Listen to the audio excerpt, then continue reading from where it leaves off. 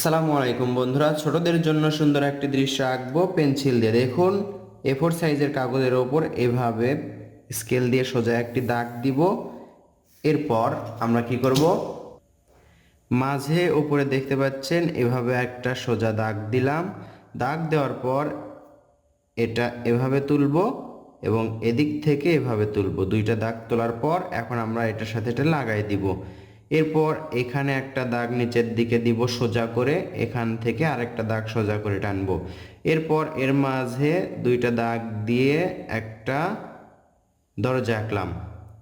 এরপর এই পাশে একটা জানালা এবং ওই পাশে আরেকটা জানালা, এর মাঝে করে একটা করে দাগ দিব।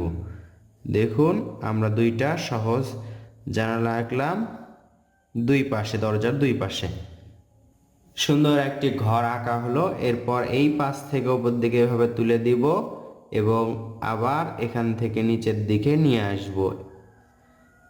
এর মাঝে এভাবে করে দাগ দিব। আমরা কিন্তু এই দাগটা দিতে পারবো। এরপর এখান থেকে এভাবে একটা দুইটা যে কয়টা দেওয়া যায় সে কয়টা আমরা দাগ টানবো। এইভাবে এখান থেকে এই দাগ থেকে দেখুন এভাবে করে লাগাই দিলাম, এভাবে করে লাগাই দিলাম। এটা হচ্ছে জিগজ্যাগের মতো। এই তো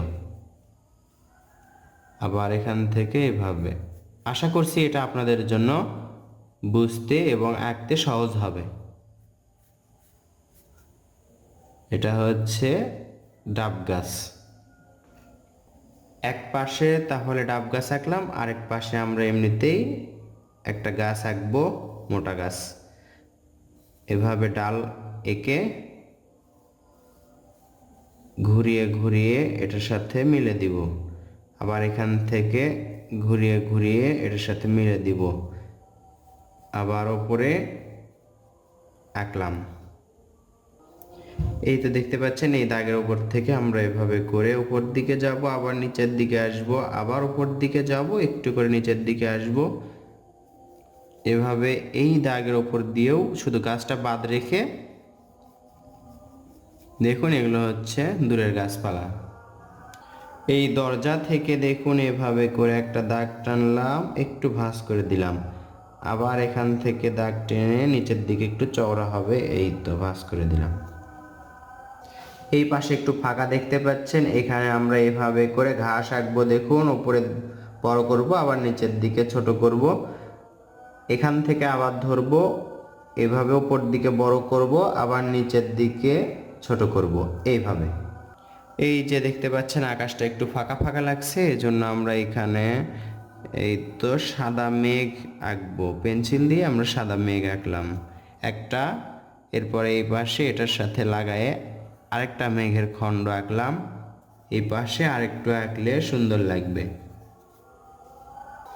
আর এই পাশে দেখতে পাচ্ছেন আমরা একটি সূর্য আঁকবো। একটা বৃত্ত আঁকলেই সূর্য আঁকা হবে। এরকম দৃশ্য আপনার সোনামণিদের শেখাবেন, তারা আঁকবে, ভালো লাগবে এবং উৎসাহ পাবে, নতুন কিছু আঁকতে চাইবে। প্রথম অবস্থায় বাচ্চাদেরকে বেশি বেশি ড্রয়িং শেখান। ভিডিওটি দেখে দেখে তারা চেষ্টা করলে আশা করছি আঁকতে পারবে। ধন্যবাদ সবাইকে ভিডিওটি শেষ পর্যন্ত দেখার জন্য। কেমন লাগলো কমেন্ট করে জানাবেন। আসসালামু আলাইকুম।